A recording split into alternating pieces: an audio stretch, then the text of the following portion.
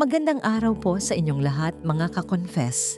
Isang kwento na naman ng pag-ibig, lihim at matinding pagsubok ang ating pagsasaluhan sa araw na ito.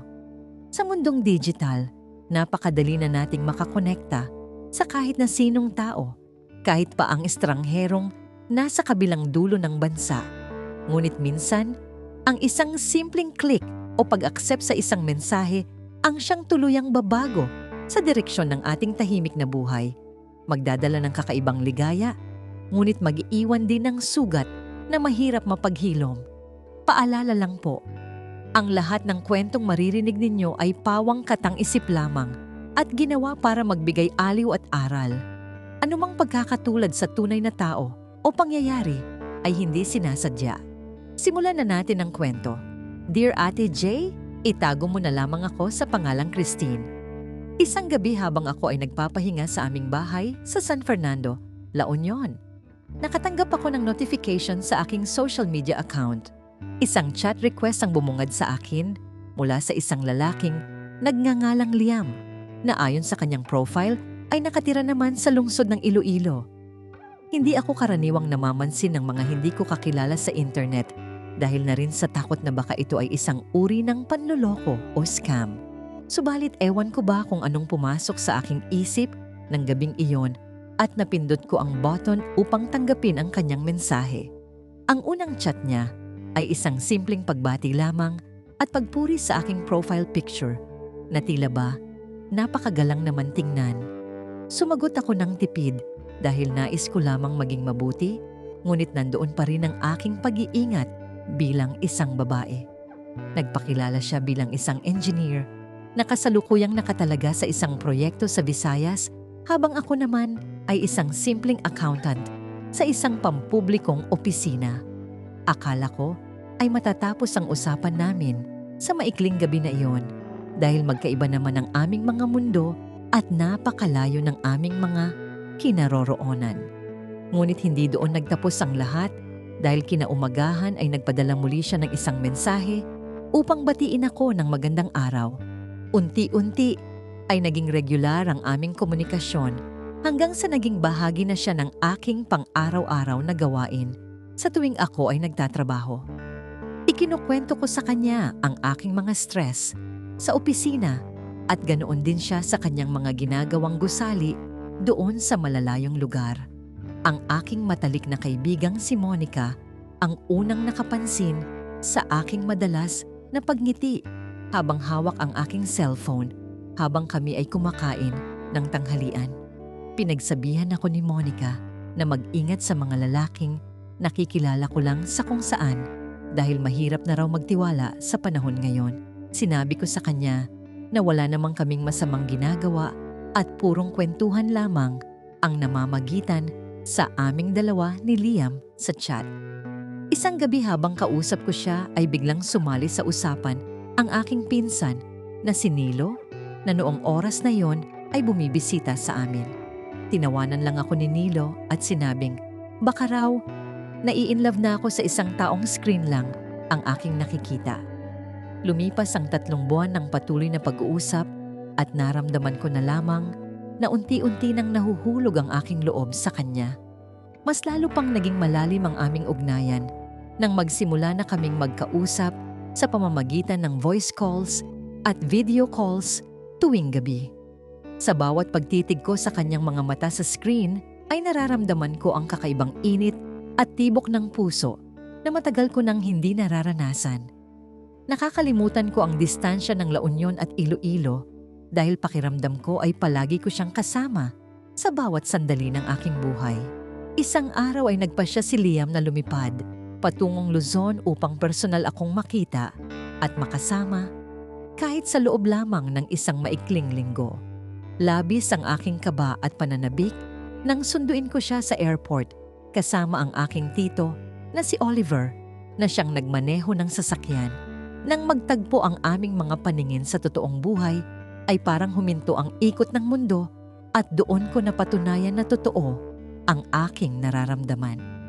Niyakap niya ako ng napakahigpit na tila ba ayaw na niya akong pakawalan pa kahit kailan mula sa kanyang mga bisig. Dinala ko siya sa isang sikat na resort sa bayan ng San Juan, kung saan kami nagpalipas ng maghapon upang magkwentuhan at magkasama. Habang nakaupo kami sa tabing dagat at pinapanood ang paglubog ng araw, ay hinawakan niya ang aking kamay ng buong lambing. Sinabi niya sa akin na ako ang pinakamagandang bagay na nangyari sa kanyang buhay at mahal na mahal niya ako ng totoo. Sa ilalim ng mga bituin ay naganap ang aming kauna-unahang halik na napakatamis at puno ng matinding emosyon na hindi ko kayang ipaliwanag. Ang gabing iyon ay nauwi sa isang napakainit at wild na pagmamahalan sa loob ng aming silid na puno ng pagnanasa at pag-ibig. Ramdam na ramdam ko ang bawat haplos niya na tila ba tinutunaw ang aking buong pagkatao sa matinding ligaya na kanyang ipinapadama. Pakiramdam ko noong oras na yon ay ako na ang pinakamapalad na babae sa buong mundo dahil natagpuan ko na ang aking pangarap. Ngunit hindi ko alam na ang gabing ito ng kaligayahan ang siyang magiging mitsa ng isang malaking lihim na sisira sa aking katahimikan. Matapos ang isang linggong bakasyon ni Liam sa La Union, ay kailangan na niyang bumalik sa Iloilo dahil sa kanyang mga naiwang trabaho. Mahirap ang magkahiwalay muli, ngunit nangako kami sa isa't isa na ipagpapatuloy namin ang aming relasyon kahit pa kami ay magkalayo. Mas naging madalas ang aming komunikasyon at halos gabi-gabi ay nag-uusap kami tungkol sa aming mga plano para sa aming hinaharap na dalawa. Sinabi niya sa akin na nag-iipon na siya upang makabili ng sariling bahay kung saan kami pwedeng tumira kapag kami ay nagpakasal na. Isang hapon, habang ako ay nasa opisina, ay nakatanggap ako ng isang tawag mula sa isang hindi kilalang numero sa aking telepono. Nang sagutin ko ito, ay isang boses ng babae ang aking narinig na nagpakilala bilang si Pamela na taga Davao pala. Medyo kalmado ang kanyang boses, ngunit may kakaibang lamig na nagdulot sa akin ng biglaang kaba sa aking dibdib. Noong sandaling iyon, tinanong niya ako kung ano ang aking relasyon kay Liam at kung gaano na kami katagal na nag-uusap ng lalaking ito. Nagulat ako at tinanong ko siya kung sino siya at bakit niya itinatanong ang mga bagay na yon tungkol sa aking kasintahan. Doon ay gumuho ang aking mundo nang sabihin ni Pamela na siya ang legal na asawa ni Liam at kasalukuyan silang may 2 anak. Nagpakita siya ng mga ebidensya sa pamamagitan ng pagpapadala ng mga larawan ng kanilang kasal at mga dokumento ng kanilang pamilya sa chat. Hindi ko mapigilan ang pag-iyak habang binabasa ang kanyang mga mensahe dahil hindi ko lubos maisip na magagawa ito sa akin ni Liam. Agad kong tinawagan si Liam upang konfrontingin siya tungkol sa mga natuklasan ko mula sa babaeng nagngangalang Pamela na tumawag sa akin. Noong una ay itinanggi niya ang lahat at sinabing sinisiraan lamang siya ng ibang tao upang sirain ang aming magandang relasyon. Ngunit nang sabihin ko na hawak ko ang mga larawan ng kanilang kasal, ay bigla siyang natahimik at narinig ko ang kanyang pagbuntong hinto. Umiyak siya at humingi ng tawad sa akin habang sinasabing totoo ang lahat, ngunit hindi na raw niya mahal ang kanyang asawa. Sinabi ni Liam na matagal na silang may problema ni Pamela at kasalukuyan na silang nagpoproseso ng kanilang hiwalayan bago pa kami magkakilala. Ngunit hindi sapat ang kanyang mga dahilan upang mawala ang matinding sakit at galit na aking nararamdaman sa aking puso ngayon. Pakiramdam ko ay nagamit ako at naging instrumento sa pagsira ng isang pamilya na wala naman akong kaalam-alam noong una pa. Sinabihan ko siya na huwag na muna akong tatawagan o ite-text dahil kailangan ko ng oras upang mag-isip ng mabuti.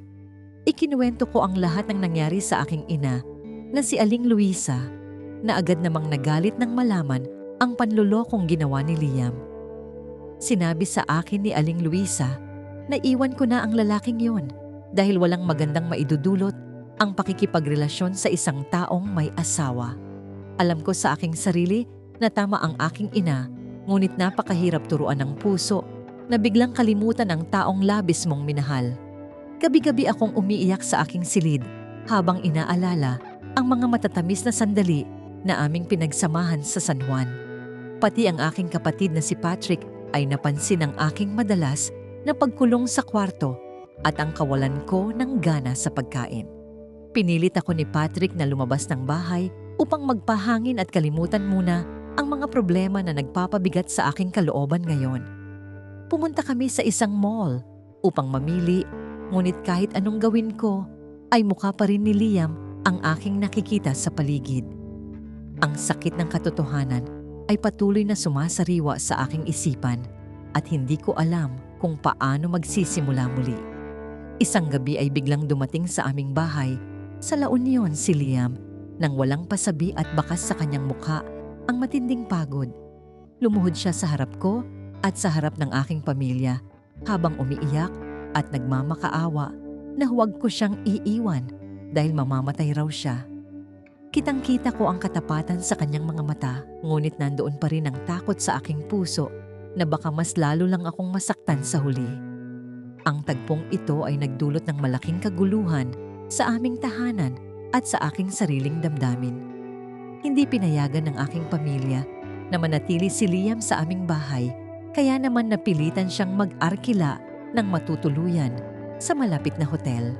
Kinabukasan ay nagkita kami sa isang tahimik na kainan upang pag-usapan ng masinsinan ang kapalaran ng aming relasyon na puno ng komplikasyon.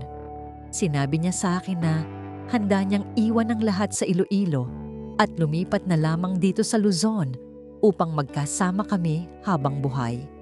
Naawa ako sa kanyang kalagayan, ngunit alam ko na may mga responsibilidad pa rin siya sa kanyang mga anak kay Pamela.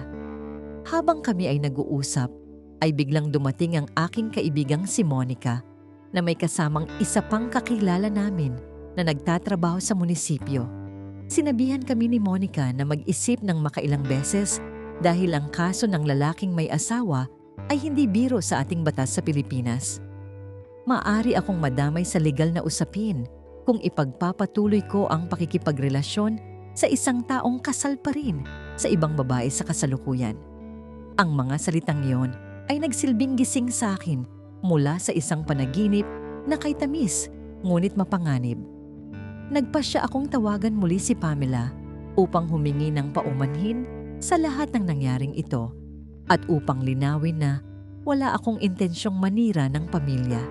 Nagkausap kami ng maayos at nalaman ko na labis din ang kanyang pagdurusa dahil sa mga ginagawa ni Liam sa kanilang pagsasama. Sinabi niya sa akin na kung talagang mahal ko si Liam ay ibibigay na niya ito, ngunit huwag na huwag nitong kalilimutan ang sustento para sa kanilang 2 anak. Doon ko naramdaman ang bigat ng sakripisyo ng isang ina para sa kanyang mga minamahal. Matapos ang mahabang pag-iisip at pagdarasal ay naging malinaw na sa aking isipan ang desisyon na dapat kong gawin para sa ikabubuti ng lahat. Kinausap ko si Liam sa huling pagkakataon sa tabing dagat kung saan kami unang nagkasundo na magmahalan ng tapat at totoo noong nakaraan. Sinabi ko sa kanya na mahal ko siya ngunit hindi ko kayang itayo ang aking kaligayahan sa ibabaw ng luha ng kanyang asawa at mga anak. Hiniling ko na bumalik na siya sa kanyang pamilya at ayusin ang kanilang buhay doon sa Iloilo. Umiyak ng husto si Liam at niyakap ako ng napakahigpit habang binibigkas ang mga salita ng pamamaalam na labis na nagpadugo sa aking puso. Alam kong masakit para sa aming dalawa ang magkahiwalay, ngunit ito lamang ang tanging paraan upang maitama ang lahat ng aming naging pagkakamali. Pinanood ko siyang sumakay sa sasakyan patungong airport at doon ko hinayaang umagos ang aking mga luha kasabay ng hanging galing sa karagatan. Tapos na ang kwento ng aming pag-ibig na nagsimula lamang sa isang simpleng chat request sa social media. Lumipas ang ilang buwan at unti-unti ay naghilom ang mga sugat sa aking puso sa tulong ng aking pamilya at mga kaibigan. Bumalik ako sa aking normal na buhay sa opisina at mas pinagbuti pa ang aking trabaho upang makalimot ng tuluyan sa nakaraan. Natutunan ko na ang pag-ibig ay hindi lamang tungkol sa nararamdaman, kundi tungkol din sa tamang panahon at sa paggalang sa karapatan ng iba.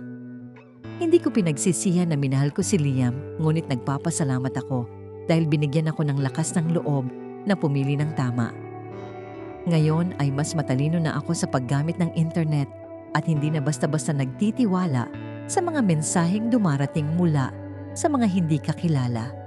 Ang karanasang ito ay nag-iwan sa akin ng isang malalim na aral na hinding-hindi ko malilimutan habang ako ay nabubuhay sa mundong ito.